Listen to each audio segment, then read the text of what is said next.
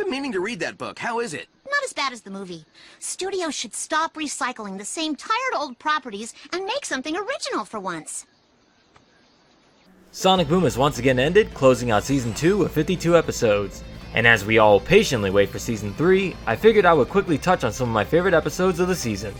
Just a brief disclaimer, I'm aware I've already reviewed all of these episodes. I rewatched all 52 episodes back to back to prepare for this video, so don't be surprised if something I originally praised doesn't wind up on the list. Ah, Sonic the Hedgehog! Snooping as usual, I see. My name is Wolfie, and these are my 10 favorite Sonic Boom episodes of Season 2. Number 10. Where's my money? You seem to be a little short. That's not what the fans say. 9 to 5 Knuckles. In this episode, Knuckles wins a lamp in a raffle but has no place to put it, due to his nomad nature and lack of a house. So he does what anybody would do in this situation and gets himself a loan to buy one. Unfortunately, his loan is through resident scumbag T.W. Barker, so things go south for him quickly. This is an episode where Knuckles really gets his chance to shine. Whether he's spouting off witty one-liners or breaking the fourth wall, he manages to carry this episode well on his own. It even has a great moment at the end that's as heartwarming as it is hilarious. While it's not perfect, this episode showcases why I think Dumber Knuckles can work if it's done well. I guess the rest of the prize budget went to my ex-wife's lawyer. That wasn't a joke. Number 9. Dr. Eggman is sending directions on how to override the security system. We need to relay it to the HQ room on the other side of the lair. Listen closely, you shrill little... Oh, best leave that part out. LAIR on lockdown. After accidentally triggering a lockdown during a battle, Sonic and his friends find themselves trapped within Eggman's lair and separated into groups of 2. What I really enjoy are the character pairings they decided to go with. They didn't go with the obvious pairings. You have Sticks with Orbot, Eggman with Knuckles, Sonic with Cubot, and Amy with Tails.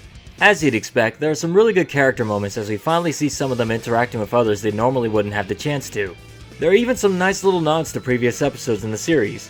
The jokes are well written, there are good character dynamics, and it has an interesting plot that doesn't really drag like some of the others do. LAIR on Lockdown is a great character piece that I enjoyed from start to finish. I did everything you said! Why isn't it working? Maybe you left the caps lock on? Of course I didn't leave the caps lock on! Well, found the problem. Completely un-caps lock related. Number 8. So, in conclusion, please do this for me. Any questions? You didn't tell us anything. You just said, in conclusion, please do this for me. Oh, the index cards got mixed up. My bad. Victory! The youth center is about to be shut down. How will Sonic and crew save it? By playing a game of soccer, of course. Straight out of the 80s comes our plot for this episode, complete with various tropes that usually accompany this type of story. 80s style sports montage music, the rival gang of meathead jocks that bully our underdog heroes, and many more. You can tell the writers had fun when they were working on this one. If you are familiar with Sister Act or Breakin' 2 Electric Boogaloo, then you'll probably get some extra laughs out of this one. Victory is an underdog story that pokes fun at other underdog stories. What's up with these guys? They're under my control. You just flew in at the exact right moment to respond to that? Honestly, I was hiding behind the tree for a while. Number 7. What if we sold t-shirts for the town? Get our name out there. Great idea. Just one quick question. What is the name of our town? Unnamed episode. In this part, something is brought up that many viewers have been asking since the beginning of the show's run. Just what is the name of the village they all live in? After a brief bit of research, we find out that Styx's evil, greedy ancestor once held control over the village, so the villagers decide to host an election to change the name.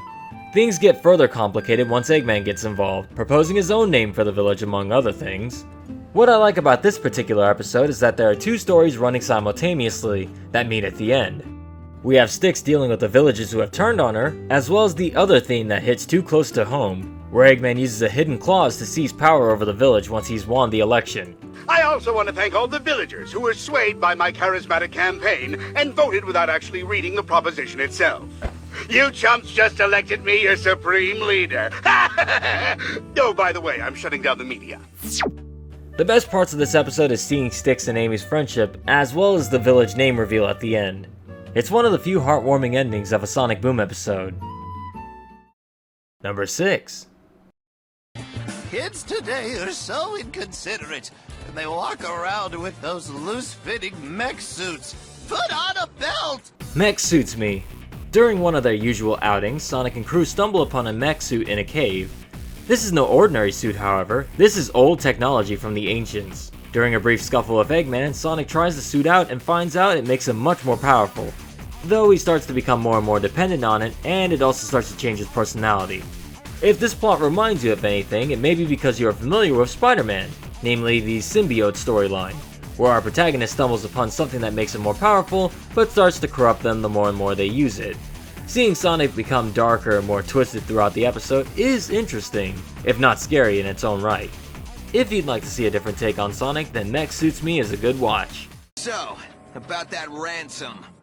I thought we had 24 hours. And I thought your administration was gonna repeal the chili dog tax. I guess we're all disappointed. Number 5. Good morning, Hammer! Hammer? Hammer! Hammer! Vector Detector.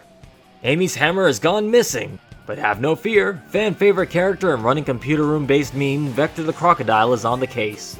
Vector, besides having a few design changes, is pretty much the same character as he is in the mainline Sonic games. So if you're a fan of him, then this episode will be a real treat for you. Because rather than making him a joke or an inept investigator, they actually do a decent job of portraying his detective skills. Granted, they can't make a huge, grand, ongoing mystery plotline with such a small runtime, and the culprit is relatively easy to figure out, but they still manage to make good with the little bit of time they have. We've been waiting all day. Stakeouts are never like this on TV. There's usually 2 lines of dialogue and then they see their guy. Yeah, well, life's not like TV. Number 3 and 4? Hot new game just released today! Finally, a video game starring a pudgy guy with a mustache. Eggman the Video Game, Part 1 and 2. So taking up 2 spots is the 2-parter episode finale of Season 2. Eggman decides he wants to change his reputation, and the only way to do that is to make a video game starring himself. However, he'll need Sonic and Company's motion-captured fighting styles to make it happen. So to get the best mocap data possible, he calls upon an old rival to take on Sonic and friends. Spoiler alert for anyone who has not seen this episode. If you want to avoid the spoiler, skip forward to 8:20. All gone? Alright. It's Shadow the Hedgehog! Showing up once more for the finale of the season. And if you felt there wasn't enough of him in Season 1's finale, then you'll find he has a lot more action scenes in both of these episodes. In fact, he kinda wipes the floor with our heroes by himself. This episode ranks so high because of the fan service that was put in it.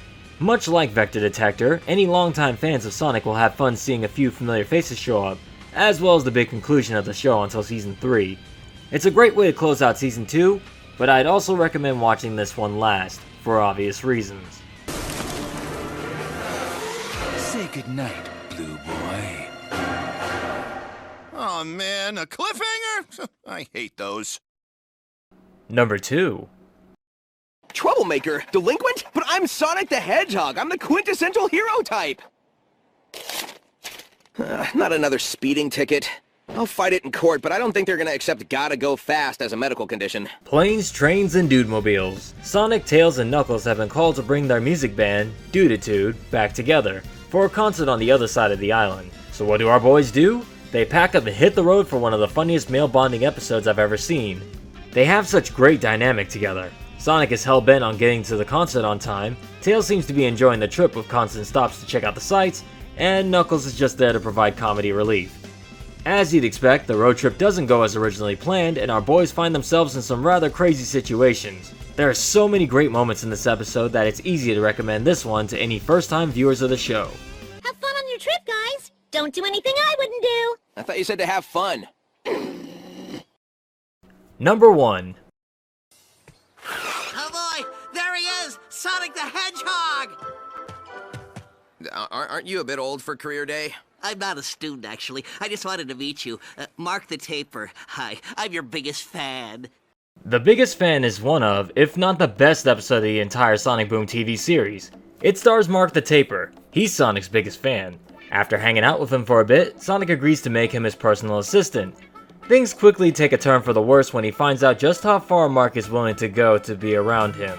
Never before has an episode of a show made me so uncomfortable, yet made me laugh just as hard. It's almost too real.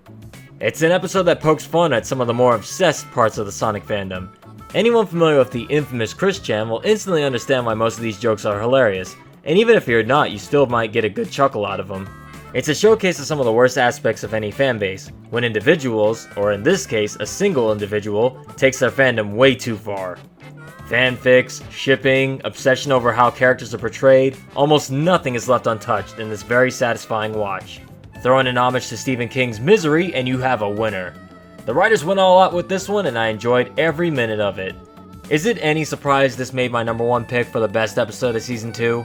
I mean, come on, it was super obvious. He has an unhealthy attachment to you. And you should know. But anyway, that's my obligatory quick top 10 list for Sonic Boom. What are your favorites from Season 2? Let me know in the comments below and I'll see you all next video. Stay tuned everyone. I'm not even sure if I'm gonna make a top 10 worst for Season 2. Were there even that many bad ones?